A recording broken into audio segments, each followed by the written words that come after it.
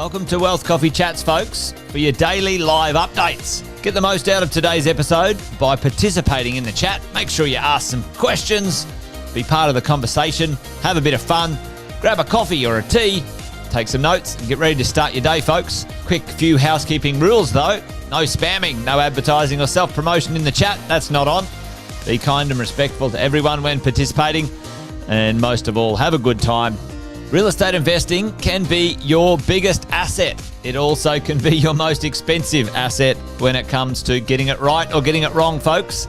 It can be time-consuming, stressful, and that's why here at Positive, we have what's called a 6-star team, a full-service team that provides integrated wealth and property investing solutions and services simply designed to help you progress towards your goal of passive income through your property portfolio, folks. Make sure you check out our other podcasts on the Positive Mentor Network. Not only is there Wealth Coffee Chats, there's the Urban Property Investor. Drops every Wednesday with straight talking investing strategies and lessons with Sam Saggers. Property Investor Tales. This is where our clients, you guys, share real life stories from property investing, hosted by some of our advisors and strategists.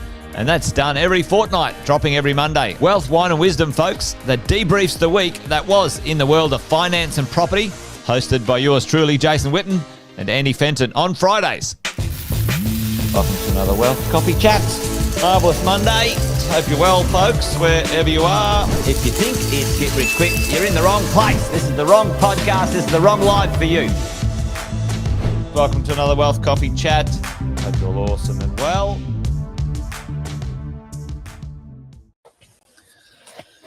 Good morning, folks. Welcome along. Good to see you, one or two of you, up and at it already.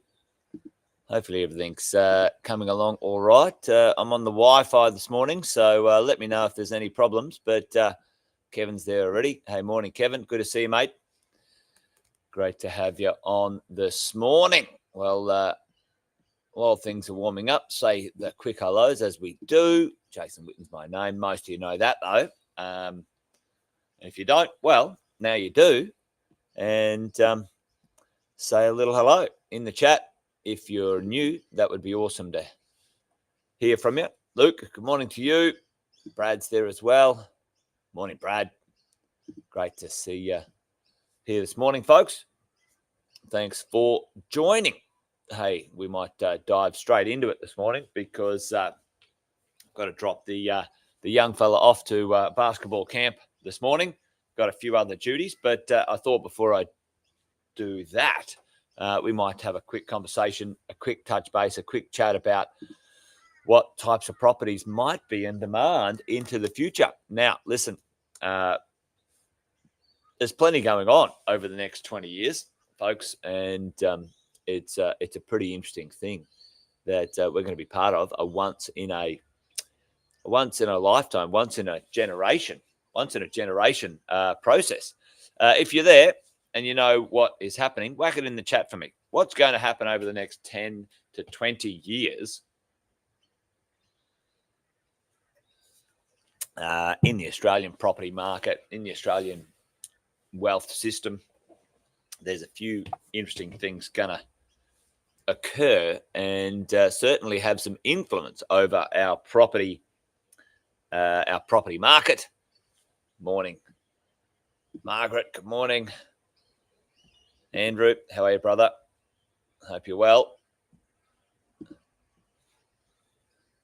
Over the next 10 to 20 years, the greatest transfer of wealth we've ever seen. The intergenerational wealth transfer is underway, and that's the one, Brad. And the boomers, the ones that have got some money and real estate, are looking to, transition from active working into retirement, helping out their children, their kids, and, what's that going to do into the future? Now, right now in Australia, we've got some interesting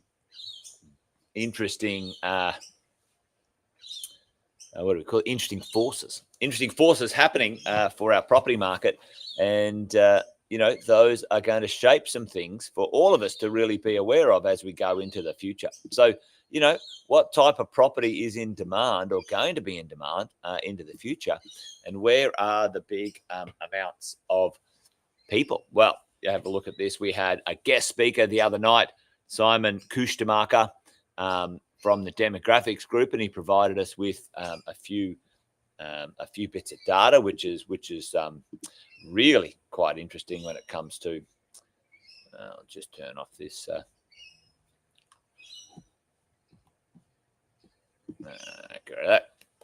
Some data which when it comes to the population, the age of the population, where are they going to be, and what percentage of those people are going to be in what age groups. And it's really telling when you have a look at the percentage of the population down here. The type of property that's actually going to be booming and most in demand is retirement living and aged care, as a percentage of age brackets and age and the population. So age brackets and population. If you have a look here, 87-year-olds, up here. What are they going to need? Aged care. Now, for you and me as property investors, are we going to, as individuals, invest in those types of properties? Probably not. They're probably a bit too complicated. There might be some exposure in, some what we would call the sort of the NDIS properties. Some people who've got a little bit more risk profile and risk understanding might be investing in those. It wouldn't be my encouragement for most of you. But, there's a couple of little opportunities here. So the downsizers, the first home buyers, and a student accommodation / renters. Now, there are some percentages or sizes of the population that we as investors might be able to take advantage of as we buy into the future. So let's do this. Let's do the conversation here. What type of student accommodation renters, what type of property, folks, would we be looking at in this student accommodation renter section? Put that in the chat for me. What type? And you can do the rest of it as well, like first home buyer and downsizers. And it's a really interesting thought process when it comes to the types of properties and where they might be. What type of property would a student, and what location, what sort of location in comparison to the CBD would that student / renter be, folks? Now, this is, this is a large portion, 20% or more of the population in that sort of section. Where would they be? What type of property would be in demand? What would boom? When it comes to those ones. First home buyers. Now, that's a really interesting first home buyers / first investors maybe, and downsizers. Now, why are we talking about owner-occupiers this morning? Because, folks, for you and I, owner-occupiers or potential emotional buyers drive property markets, right? Like you and I as the investors, we might invest in, a number of properties, but, the overwhelming majority of properties are owned by owner-occupiers. So Luke's right, near universities, near cities, near infrastructure, right? And overwhelmingly, that type of property, units and apartments, all right, for student accommodation and renters, close to the city, close to hospitals, close to universities, close to jobs. Now, there's a large number of students coming in and out of the country, new immigration and stuff like that. What about first home buyers, folks? What type of property is the first home buyer looking to purchase and own? Well, if they can, they'll buy a house. And if they can, it'll be a 4-bed house somewhere in the suburbs. But then, there's at the moment an alternative for the pricing, 4-bed house or a 3-bed townhouse, maybe a little bit closer to town, right?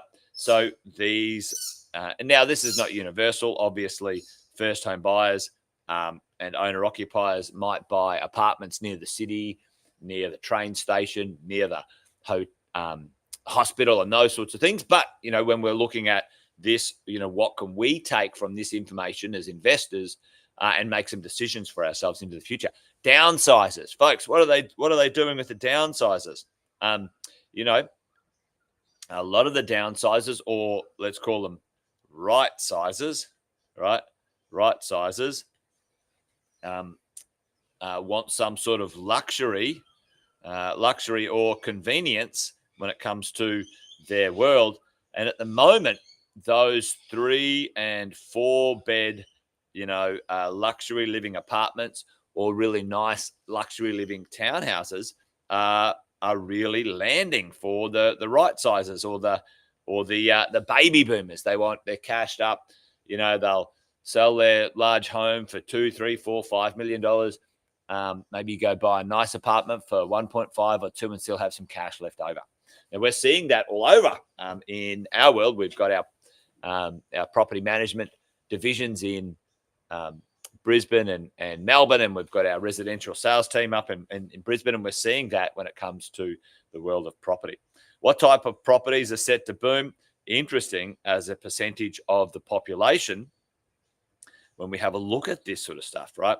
And retirement living, not a percentage as in a gross number, then it really gives us some understanding of the types of properties or the types of investing we might do in and around that market space, ladies and gents, that we might be able to, ride some of that wave of demand when it comes to the prices and demand as we go along, which is pretty interesting. We saw this the other night from Simon talking about, the sizes of our cities in Australia are pretty small in comparison to, let's say, many places on our doorstep. And, our population is certainly going to be driven by, our population growth is going to be driven by immigration. That might ebb and flow at the end of the day, but, there will be a policy of growing our population, because we don't want our population to age and not have taxpayers. At the end of the day, you need the taxpayers to run a country, folks. That is for sure.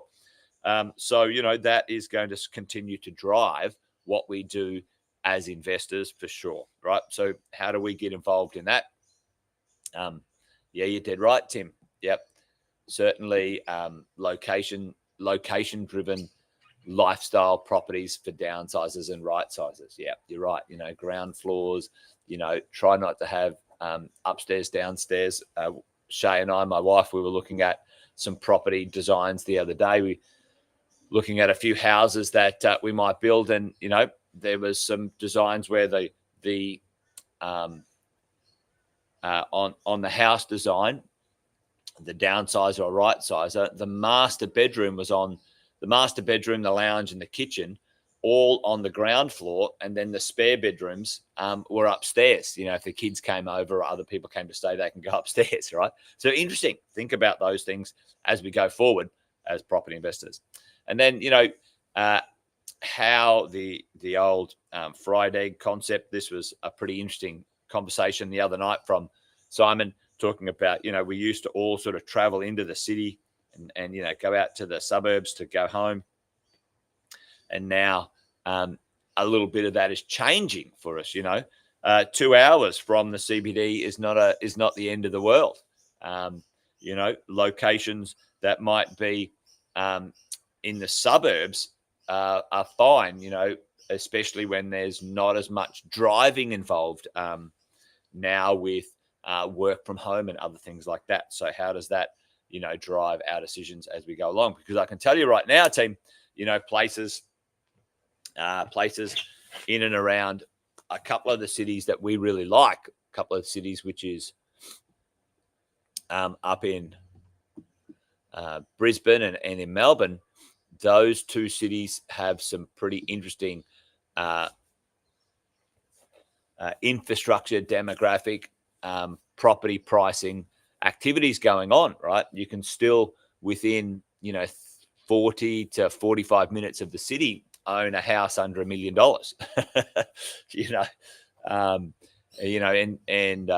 Melbourne and Brisbane specifically, or Southeast Queensland, some of that land and build is very well priced. Brisbane is being pushed, once in a lifetime, combination of things: population growth, the Olympic Games, and intergenerational wealth transfer. That's going amazingly. So keep an eye on Brisbane as an absolute winner when you go along. Now, Melbourne's the dark horse. It's a fabulous city. Its political situation, there's a bunch of muppets there. Hopefully the Victorians will vote those idiots out and get some, a better of the worst bunch in. But it still has some awesome fundamentals when it comes to property investing, and it's the alternative market right now. You can buy well in Melbourne because the general population feels it's not as popular as places like Brisbane or Adelaide or Perth at the moment. The median house price, folks, in Perth and Adelaide and Brisbane is all higher than Melbourne. Yeah. Yeah, get the protesters out. Yeah, it's interesting, isn't it, that those sorts of things, Alison, the social media world, helps exacerbate those challenges, doesn't it? But anyway, there you go, folks. That's it from me today. I'll try and finish on time. Got to go drop the kids, one of the kids anyway, off at basketball camp. Hopefully you're all awesome and well. Wealth Coffee Chat done and dusted. And be good. Join us tomorrow for another one. The finance team. No, it won't be finance. It'll be Cass from Property Management. He'll be joining you tomorrow, talking about all things property management and what you got to understand about that. So until then, folks, be good. Stay out of trouble. Take care. Bye for now. See ya. Episode of Wealth Coffee Chat, folks. Make sure you like, subscribe, and turn on your notifications so you never miss a thing when we go live. Improve your portfolio and investing game, folks, with Wealth Coffee Chats live every morning at 8:10 each weekday. Make sure you join us. Previous episodes are also available wherever you get your podcasts, folks, as well as our other podcasts from the 6-Star team here at Positive